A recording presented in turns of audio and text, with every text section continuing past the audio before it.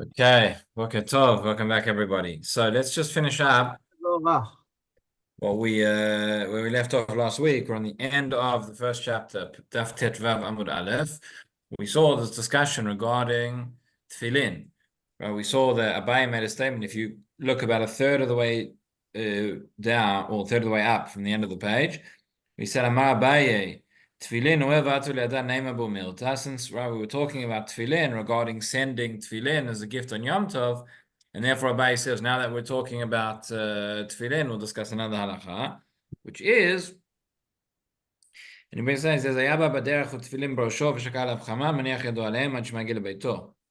right, if a person was on a journey and they came and it starts to get dark and it starts to become night and they're wearing the tefillin, so you cover them up and you go into your house and then you can take them off. And then there's another case. Okay, I won't get into everything. We saw a difference of opinion between Rashi and Tosfot, precisely what this case is referring to. Is it a case of the fact that you'll still have the tefillin on at night, or is it the fact that it's Shabbat? Okay, but in any event, Abaye says you can keep the tefillin on, even though it's not normally the time that you would put on tefillin. But if you're already wearing them, you don't need to take them off. You can keep them on. You should keep them on until you get to your house. And then we saw Braita, which said very, very similar. However, there it does not say until you get to your house. It says Ad shemagel baita samuch lechoma, or baita samuch lebeit hamidrash, until you get to the nearest house where you can put them down. So the question was, can you keep them until you get to your house, or do you have to take them off immediately the first place you get to? So said the Gemara, we're now, I guess, 1, 2, 3, 4, 5, 6, 7 or 8 lines from the bottom. It says Lo kasha, ha de mintra, ha de lo mintra. Okay, means whether it's guarded or not, i.e., the Braita that says, Abaye that says you can go to your house because there's nowhere before your house where the tefillin will be guarded where you can take them off. But in a case where the first house inside the city walls, they would be guarded, so then that's where you have to take them off. Either, right? Had a mantra, had a mantra. So either lo mantra, my area berosho, afilu machtan be'ara. So hang on a second. Says the Gemara, I don't understand. If you're saying that Abaye is just talking about a place where there's nowhere else, it's only by your house where the tefillin will be guarded. Anywhere before that, they'll be in danger of being disgraced, being messed up, or whatever it is. So then it's not, the case was, you're already wearing the tefillin. But even if you're not wearing the tefillin, you find them lying on the floor, you can put them on, even though normally we'd say they're muktzah, but here you can put them on in order to protect them. Right? That's what the Gemara says. The law mantra, my area barosho. Why does it mean you're already wearing them? Afilu machtan be'ara. Nami, that too should be the case. The Hatnan, as we learned in a Mishnah in Eruvin, Hamotet tefillin, person finds tefillin in Shutarabim, wherever it is, Machnisan zug zug. You can bring them inside. You put them on. You put the shalyad on your hand, and you put the sharosh on your head, and therefore you're wearing them. You're not carrying them, and you can take them away wherever you need to take them in order to protect them. So says the Gemara lo kasha. Ha de mantra mechamat ganve u mechamat klave. Ha de mantra mechamat klave. In other words, so the two cases are like this. When we say they're going to be protected, protected from what? Protected from klave, in other words, from dogs, in other words, animals, whatever. Right? There's a real concern. There's a chashash for the bizayon of the tefillin, or is it from ganavim? From thieves, i.e., obviously, if it's your tefillin, whatever, that's something we'd be concerned about. But if someone's going to steal them, we're saying they're not protected, but we're not worried that they're going to be disgraced. The understanding here is that if the somebody Jewish is going to come and steal the tefillin, okay, at least the kedusha of the tefillin will still be kept. It reminds me of the story. There's I mentioned somebody the other day. There was a person who came into the yeshiva, into the kollel or whatever, and they had a fridge. And he brought his own, he had a box of milk, carton of milk. And he brought his milk into the fridge. And the next day he comes and it's gone. Somebody's taken it. Somebody's drunk all his milk. So, okay. So the next day he comes and he brings a big marker and he writes on the box of milk, he writes private, personal use, right? And again, it comes back the next day and it's gone. Somebody else has taken it. They ignored it. So he takes a permanent mark and he writes private and he writes gezel. Right? Anybody take this as comes back the next day, and what you can imagine what happened. The milk's gone. Okay. So then he has an idea. So then he writes on the milk. He writes chalav akum, and nobody takes it. So that's sometimes people have a different sort of set of priorities. So a Jewish thief, we're worried that he might come and steal the tefillin, but we're not worried that he's going to disgrace them. So in other words, we're saying like this: is lo kasha had the mintra mechamat ganve mechamat kleve. The case of the Mishnah where we say, well, you find the tefillin and you can go and you can right, and you can put them on, you can take them where you can take them inside. That is where we're concerned about that it might be there might be thieves and there might be animals as well. However, in the other case, it's where it's only a concern for dogs and not a concern for thieves. In other words, says Rashi, V'lo mintre mechamat ganve, v'ashmina Abaye. Abaye comes to teach us the following. Do'il v'lo mintre mechamat ganve. Since, right, in Abaye's case, where you're going to put them in the bait, which is samuch lechoma, so and not before your house, so there they won't be protected from thieves. There they'll be protected from wild animals coming and disgracing them, but they won't be protected from thieves, and therefore, me'achar shehen berosho. Since you were already wearing them, you can go and you can take them to your house. But if you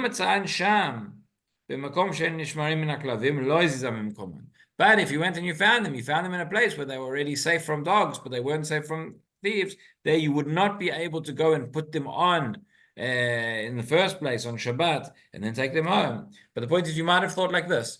You might have thought that if the tefillin are in a place where they're guarded from bizayon, right? So since I can't go there and then put them on and move them somewhere else to protect them from being stolen, so even if I was wearing the tefillin, I have to take them off in the first instance at the first place that I find. Says Abaye, no, you don't have to take them off the first place you find. You can once they're already on, you can keep them on until you get home in order to protect them from being stolen as well. So that is that's the Gemara. And then it says, the last line says, Ma'odetei. What would you have thought? You would have thought, since we're dealing with a case where the majority of the people are Jewish, and therefore most of the listim that might come and steal it would be Jewish, and therefore they're not going to be mezalzel with the kedusha of the tefillin. So then you might have thought that even if you were wearing them, you have to take them off now, even though they're in danger of being stolen. Kamash Malan comes to teach you that is not the case. And with that we say, Hadron alach beitzah. That is the conclusion of the first parak. So big yasher koach to everybody. That takes us more or less halfway through the Masechet, a little bit less, but that is parak beitzah. We now come on to the second parak of the Masechet, which is called Yom Tov. So Rabbi, can I ask a question on something that came up 2 or 3 shiurim ago, which perplexed me? And that was that the Beit Knesset or the Beit Midrash is outside the city. Why on earth would it be located there, especially as the way was said to be dangerous? Yeah.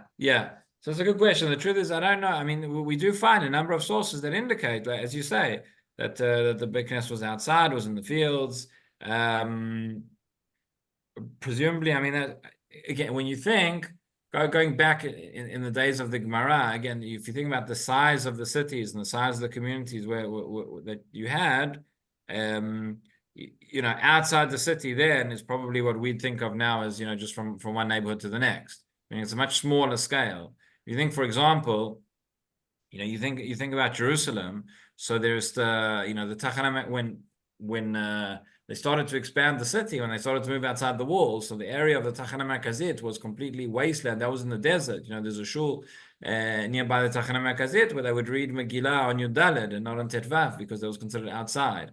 So maybe that's just and the way the cities were built, essentially, you think about, you have this, we're going to talk about Eruv Tafshilin today, but you think about Eruv Chaserot, etc., and you find many times throughout the Gemara Shabbat, Eruvin, etc. So the homes were built in these sort of courtyard structures. So it might have been that you had a sort of a courtyard and you had all the houses around. That was, I guess, the safest way. And then maybe there just wasn't any space to have the Beit Midrash or somewhere else. I don't know. It would take a bit of a historical research to understand fully exactly why that's the way it is, but that's what seems to be. Okay, so let's begin Perek Sheni, Perek Yom Tov. So just a few words of introduction before we jump into the next Mishnah. One of the topics we're going to be dealing with right at the beginning of this Perek is the topic of Eruv Tavshilin. So we know in Halacha we have three types of Eruv. It gets a little bit confusing because we use terms interchangeably for terms they actually don't mean.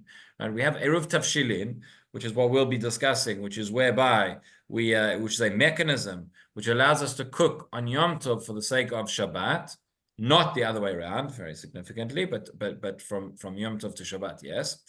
Obviously on Shabbat you're not allowed to cook, but it's not just about cooking, as we'll see, it's about any type of preparation. A question which comes up nowadays, a very common question, is nowadays when oftentimes all the food is cooked from long before Yom Tov, and people don't do any cooking on Yom Tov, is an Eruv Tavshilin still required? Would you still say a bracha for an Eruv Tavshilin when you don't actually plan on cooking? Okay, we'll get into that, we'll discuss it. But that is one type. Then we have, of course, there's an Eruv Tchumin, which is whereby you have a certain, most of the time when we're in the city, it doesn't really come up, but sometimes people go away, you're on holiday in the summer, etc., camping, I don't know what, and so you have your Tchum Shabbat, which is Alpayim Amah, 2,000 Amot beyond the city limit in any direction. That's as far as you can go. You can't walk further than that. If you want to go, there is a mechanism to extend that is called an Eruv Tchumin, where you extend your Tchum. And then there is an Eruv Chatzerot, which is what I was alluding to earlier. We have a Chatzer within a Chatzer, a courtyard, which has different homes. You're allowed to carry Minat Torah from one to another because it's all a Reshut Yachid. However, Chachamim said that you can't go and carry from between different homes in the courtyard, and therefore we have what's called an Eruv Chatzerot. I just say that nowadays, when we talk about an Eruv, like a citywide Eruv, so most of the time we're in a sense we're really referring to something else. I mean, when you have an Eruv in a city, at the end of the day, you do need an Eruv Chatzerot as well. But usually what we refer to colloquially, the first thing you have to do is you need something surrounding the entire city. So either you have walls, that's the best thing, and if you don't have walls, we do what's called the Tzurat HaPetach, which is where you have a pole on one side, a pole on the other side, and a string going through. That is what's called the Tzurat HaPetach, because it looks like a doorway. And Chachamim said that when you have that is equivalent to a wall in the sense that the entire area is enclosed. You still need, beyond that, the Eruv Chatzerot. Now, all these Eruvim, the way they're all something to do with food. The Eruv Chatzerot is you have a box of, could be bread, but usually use a box of matzahs that's placed inside one of the homes. I just give this introduction because oftentimes it gets very confusing. You say the Eruv is up, the Eruv is down. We're not really talking about the box of matzahs. We're talking about the Tzurat HaPetach and the perimeter around the city or the neighborhood or whatever it is, in order to allow us to carry. But that is an Eruv Chatzerot. That is a different type of Eruv. We're talking about Eruv Tavshilin. So again, another back introduction in terms of this is that, as we've learned many times, on Yom Tov you're allowed to cook, right? Ochel Nefesh, that is completely permitted, but that is for the sake of Yom Tov itself. Ochel Nefesh permitted on Yom Tov, to cook for Yom Tov need. To cook for a weekday is going to be prohibited. To cook from one day of Yom Tov to the next, we saw this at the beginning of the Masechet, that the reason we have Yom Tov Sheni Shel Galiot in Galut is because there was a doubt, there was a safek as to which day was the real day of Yom Tov, even though nowadays there's no safek anymore, we have a fixed calendar, but we still treat it the way it was when the Takana was established, and therefore to cook from one day of Yom Tov to the next would be forbidden. Same thing is going to be on Rosh Hashanah, where we have 2 days. But now, the question is, what about Shabbat? When the reason you can't cook from Yom Tov to Chol is also because it's not right. On Yom Tov, you're allowed to cook for Yom Tov purposes, but Chol, a weekday which does not have the Kedusha of Yom Tov, you would not be allowed to. But when we get to Shabbat, which comes after Yom Tov, Shabbat has a higher level of Kedusha than Yom Tov, and therefore it would seem that there's no issue. The truth is that we have a machloket here in Gemara Masechet Pesachim Daf Mem Vav. We have machloket between Rabbi and Rav Chisda as to how or why we should be permitted. Both agree that midrabanan you cannot cook from Yom Tov to Shabbat. Obviously, from Shabbat to Yom Tov you can't cook. Number one, you can't cook on Shabbat at all. And number two, Yom Tov is a higher level of sanctity than Shabbat is a higher level of sanctity than Yom Tov. but from Yom Tov to Shabbat. So Rav Chisda says that actually there's no problem. You can prepare Minat Torah. You can prepare from Shabbat, Yom Tov to Shabbat. Okay, we probably don't paskin like Rav Chisda. Rabbah says something else. Rabbah says a very interesting svara. Rabbah says that on Yom Tov you can only cook for Yom Tov.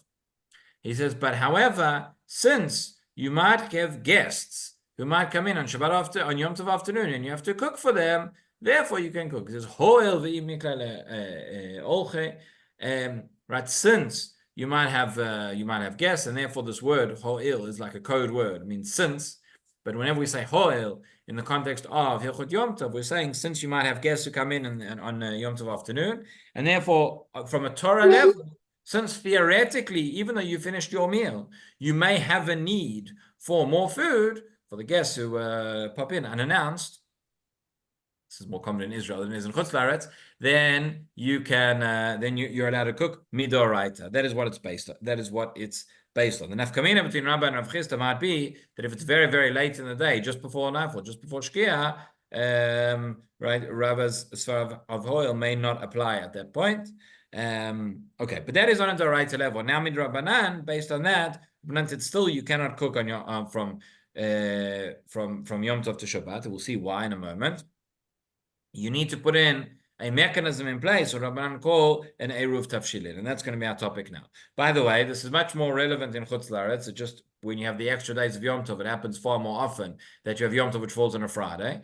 But this will come up for all of us. Rosh Hashanah in the coming year of Tafshin Pei Hey is going to be on Thursday and Friday. So it's a Muchla Shabbat, what's known as 3 days Yom Tov. Just remember, if you're dreading having to prepare for 3 days, that in Chutz La'aretz, whenever this happens, you have 3 sets of 3. Because Sukkot and Simchat Torah also falls out on the same day. So you have 3 days of Rosh Hashanah, then 3 days of Sukkot, and then 3 days of Simchat Torah. Here we have the break in between. We just have for Rosh Hashanah. But we're only going to have to do it once. They'll have to do it 3 times. But before Yom Tov, we have to prepare the Eruv Tafshilin, so that on Friday you can prepare for Shabbat. So let's see the Mishnah. After that introduction, we are now on Daf Tetvav Amud Bet, top of the page, beginning of the parak. Says the Mishnah, Yom Tov shechal liot Erev Shabbat, lo yevasher tchila miyom tov leShabbat. Okay, we still haven't gotten to Eruv Tafshilin yet, so we're just dealing with the standard din. So Yom Tov, which falls out on Erev Shabbat, you have Yom Tov on a Friday. Lo yevasher betchila miyom tov leShabbat. Do not cook in the first instance from Yom Tov to Shabbat. Avam mevashel leYom Tov, but of course you can cook for Yom Tov. Ve'im otir leShabbat. And if you have food left over, so that's fine. You have your food left over and you can consume of that on Shabbat. In other words, you can't cook for the next day, but you also don't have to be, we'll see. The next Mishnah is going to give some of the parameters of this, but you don't have to limit yourself to a precise amount, or you don't say if you have food left over that you have to throw it away. No, I cooked the food, I made all the schnitzels and the kugel, whatever it is. I made a big pot of soup on Yom Tov, okay? And I thought I would finish it, but I didn't. I have food left over. So even though it was cooked on Yom Tov, it was cooked for Yom Tov, can partake of that on Shabbat, no problem. Voseh tavshil, now. Oseh tavshil me'erev Yom Tov, v'somech alav leShabbat. So this is the Eruv Tavshilin. Says the Mishnah, you prepare a special food on Erev Yom Tov. It has to be done before Yom Tov. That's why everybody sends out their reminders. You'll see all the WhatsApp statuses an hour before Yom Tov. Erev Tavshilin, don't forget. Right? Most people don't know what Erev Tavshilin is. They just say, don't forget Erev Tavshilin. So it's very good to remember, but you need to know exactly what you're doing. So this is it. Oseh Tavshil me'erev Yom Tov. You make prepare a dish, very special food on Erev Yom Tov, v'somech alav leShabbat, and you rely on that for Shabbat. Okay, we're going to see exactly how this works, the mechanism. But the point is, you have this food that you've prepared. So long as you've prepared it before Yom Tov, you can use that, and you are now allowed to prepare on Yom Tov and cook for Shabbat as well. What does it have to be? What is this tavshil? Yeah, we have machloket. Beit Shammai amrim shnei tavshilin. Beit Shammai say it's not enough to have one cooked food. You need to have 2 cooked foods. Ubeit Hillel omrim tavshil echad. Beit Hillel say no, 1 is enough. V'shavin, and both agree, both Beit Shammai and Beit Hillel. B'dag ubeitza she'alav she'en shnei tavshilin. If you're cooking fish right, and use egg on top of it to coat the fish and you cook it together. So both agree that the fish and the egg is actually considered two cooked foods. Now, achlo or she'abad. What happens? We're now dealing with the case where we're now on Yom Tov, and before you have prepared for Shabbat, you have eaten the Eruv Tavshilin. You're meant to eat the Eruv Tavshilin. We're meant to eat it on Shabbat. The minhag is, generally speaking, that we leave it over for Sudah Shlishit and we eat it there. That's on Shabbat. But now we're talking before Shabbat. It's on Yom Tov and you haven't finished your preparation. You're only allowed to do your preparation because you have the Eruv, but you ate it. You forgot about it. Or Shabbat, or it went missing. So now what do we do? So then the case is lo yivashel alav batchila. You cannot. So now you can't cook because you don't have the eruv anymore. But if you left over some of it, you left something over, then that is okay, and you can rely on that. Okay, we're going to see in the Gemara. It's going to bring us different cases as well. I remember once when I did the while ago when I did the exams on the exams for the Rabbanut on Yom Tov. So one of the questions that came up was list all the ways that a person could be allowed to cook from Yom Tov to Shabbat without an Eruv Tavshilin. And it flies in the face of everything we just said in our Mishnah, but there are about 7 or 8 cases, in fact, where it would be permitted. Obviously, none of them are like Atchila. We have to understand. We'll see most of them in the Gemara. There are certain exceptional cases whereby even if one forgot to do the Eruv, it's actually brought. We'll see it later on, that if the Rav of the Kehillah, or the Rav of the city, when he makes his Eruv, he performs the Eruv on behalf of the residents of the entire city, or of the entire shul, right? He makes a kinyan on that, and therefore he does that. So if any individual forgot to make their own Eruv, they could rely on the Eruv of the Rav. However, if you rely, the Gemara says that if you rely on that minakatchila, you're called a posher. That's negligent. So if you go into Yom Tov thinking that I'm not going to make an Eruv, I'm going to rely on the Eruv of the Rav, you actually can't. It doesn't work. But it works for if you forgot it or it happened and for a different reason like that. So we'll see that in the Gemara as well. So let's see the Mishnah. Let's just see Rashi, okay? So Rashi says, Yom Tov lo yivashel batchila, liot chilat bishulo ve'ikaro l'shem Shabbat, that you're cooking, the primary purpose of your cooking should be for the sake of Shabbat. No, el l'shem Yom Tov. It needs to be for Yom Tov. Yet chilat bishulo. That's why you cook what I'm cooking for. Ve'amishuyal yeh l'Shabbat. That which is left over could be for Shabbat. Kediktani va'azil aval mavashelu liyom tov ubelo harama. However, very important. We'll see this later on. But you are cooking for Yom Tov, and there's no harama. Harama essentially is like sort of you're exploiting a loophole, right? Person takes this massive pot, which or you have you're cooking 6 chickens, even though you only need to eat one on Yom Tov, and the person says, "Oh, what are you doing? Why are you cooking all this food on Yom Tov?" So, it's for Yom Tov, right? But it's really for Shabbat. That's called harama. That is not permitted. But if you're genuinely cooking the amount, you don't know, you misjudge the qualities. Most Jewish homes that I know, there's too much food on Yom Tov anyway. So that's fine. That's what we're talking about. Okay, continues Rashi. Yoset tafshil l'shem eruv. You make the specific food that is for the purpose of the eruv. Ubeitza she'alav. When they would fry, people still do this today. When you would coat the fish in egg when you cook it. That's what we said is 2 cooked foods. In any event, we paskenak by Hillel, so we only need 1. Achlo Shabbat, you ate it or went missing. Kodem Shabbat, okay, Shabbat. Okay. Yeah, because I'm waiting to the bus house. Okay. Before you before you cooked for Shabbat. Oh, that was the point. So mechalav levashal bishvilo. You can rely on in order to cook. Okay. So says the Gemara. Let's just start, and we'll carry on tomorrow. Says the Gemara, Menane mile. From where are these words? Right. That Menane mile always means literally from where are these words. Usually means where's the source. What is the source for what we're dealing with? In other words, what is the source for the concept of Eruv Tavshilin? Now, Menane Mile often means, where do you find it in the Torah? What are the psukim? We are dealing here with a din Eruv Tavshilin, which is completely a din d'Rabbanan. So it's going to be difficult to find psukim for a din d'Rabbanan. Have a look at Rashi. It says, Menane Mile, laf dafka mikra yalef. Not necessarily to say that you learn it out from psukim. The Eruvei Tavshilin d'Rabbanan. The whole concept of an Eruv is d'Rabbanan. And therefore, What's being asked is the following. The question is, Ahecha asmuchu Rabbanan, meaning which pasuk did they rely on as an asmachta? Many times, Chachamim establish a certain din or a certain takana, but they find a hint, they find an allusion to it in the Torah. That's what's called an asmachta, right? So where is it referred to? Where is it related to? Is it hinted to in the Torah? Even though the source of the din is midrabanan. So says the Gemara, Shmuel Demakra. Shmuel says we learn from the following pasuk: Zachoret Yom HaShabbat lekadsho.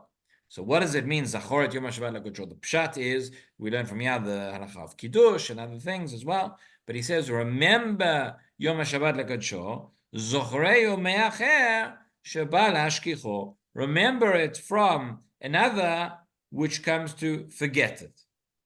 In other words, when you have Yom Tov, so you have Yom Tov, which is on Erev Shabbat, you have all your meals, you have everything, right? You forget about Shabbat, right? You have particularly you have 3 days. You have first day Rosh Hashanah, you have second day Rosh Hashanah. By the time you get to Shabbat, who wants to eat anything, right? We're just going to have sandwiches. We're going to have bread and jam for that's incorrect. It's not the way it should be. We need to pace ourselves. We need to think about how much we eat the first day, the second day, right? Not so easy. But Shabbat is very significant in Shabbat meals. So therefore, when are you likely to forget about Shabbat? You're likely to forget about Shabbat when you have Yom Tov just beforehand. And therefore, we need the Eruv Tavshilin. It's going to remind us. We have a halacha, we discussed this in the Tzomam Rabbanan classes, for those who were there. So that on Erev Shabbat, you're not meant to have a meal. You're not meant to have a large meal from a certain time on Friday afternoon, because you need to come into Shabbat with a te'avon, with an appetite. Now, most of the time, this is not a tremendous challenge to fulfill this halacha, because, okay, it's on Friday, we can eat early, or whatever it is. Where it becomes challenging, in Chutzlar it's even more challenging, but this applies on Yom Tov. So the first day of Yom Tov, you have to be very careful, Rosh Hashanah, but when you eat your meal and when you finish your meal, so that you still have an appetite for the second night. And same thing, the second day of Rosh Hashanah, you need to, Rosh Hashanah is harder than other Chagim because davening finishes later, right? But we need to think about exactly when we eat and what time that is in order that we should still have an appetite for the Shabbat meal.